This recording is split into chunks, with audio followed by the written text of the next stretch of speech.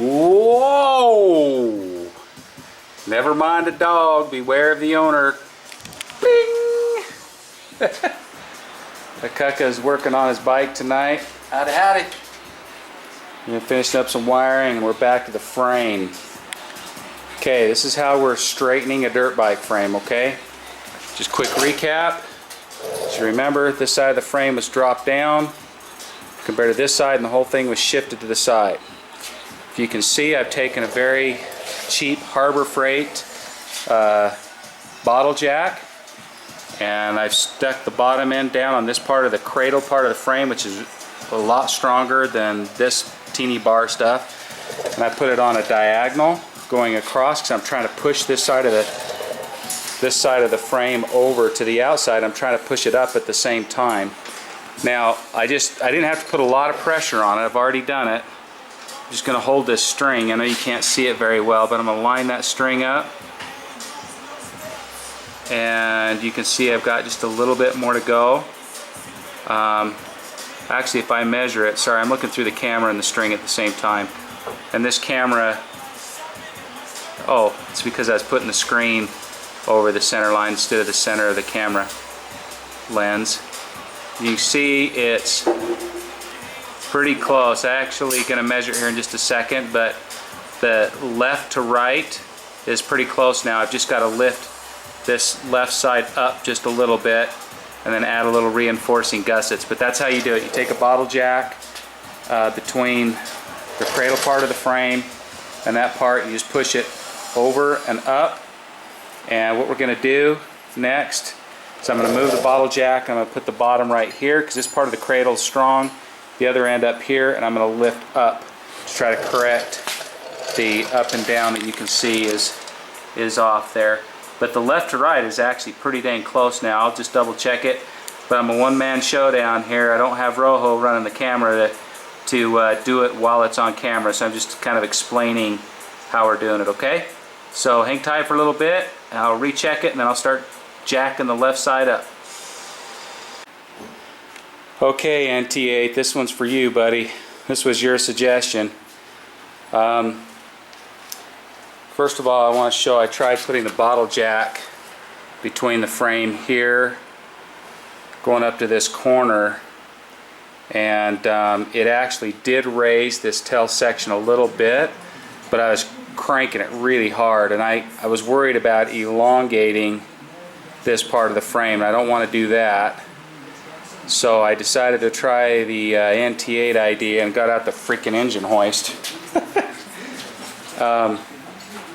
What I did is I simply put the bottom leg through the bottom part of the frame there. I put the frame bolt in and snugged it down so it keeps that part of the frame together, and that'll stop the frame from raising up. Then I simply put a chain around this back part of the frame here going up to the hook on here, and I just started pulling on it a little bit and it looked like it was moving. So I'm going to try to do this and see what kind of damage I can cause. I'm going to go real slow because I don't want to break the frame. Now if I do break the frame, I can weld it back together.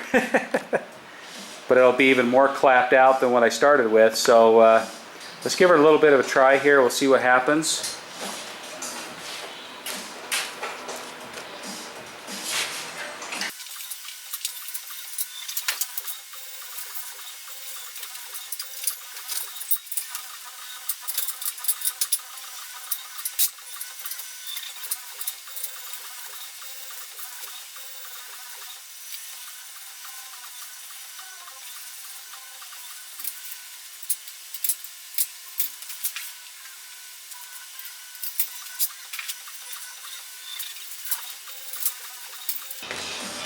Don't forget shop safety.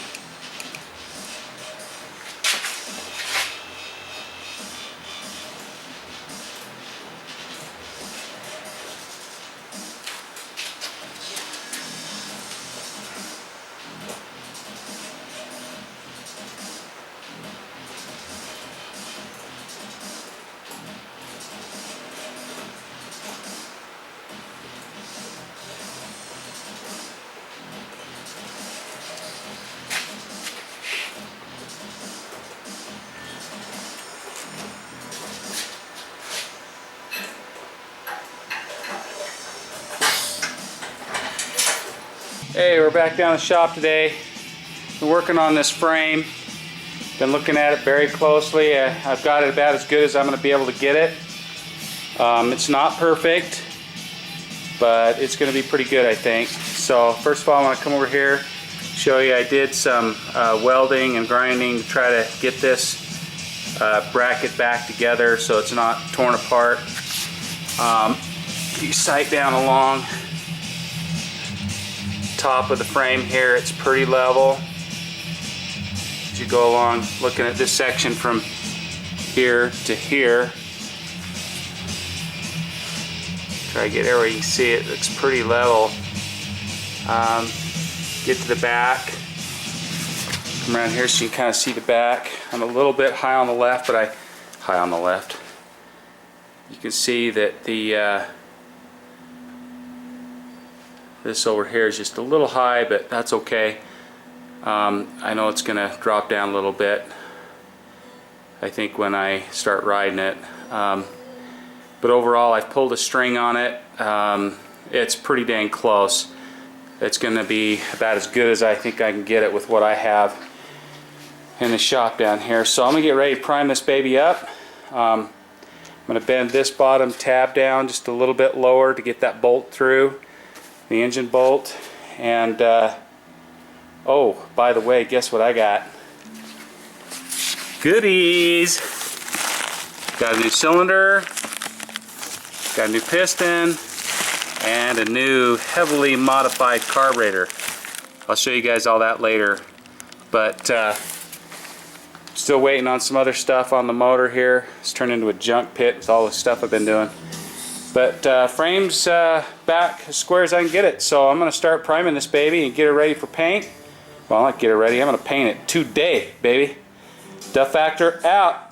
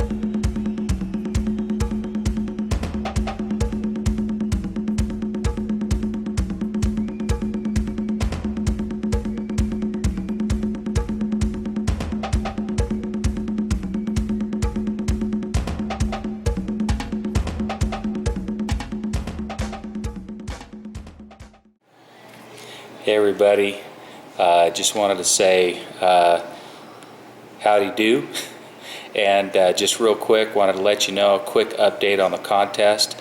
I have narrowed it down to 5 names. Okay, so I know down to 5 names what the name of the bike is going to be.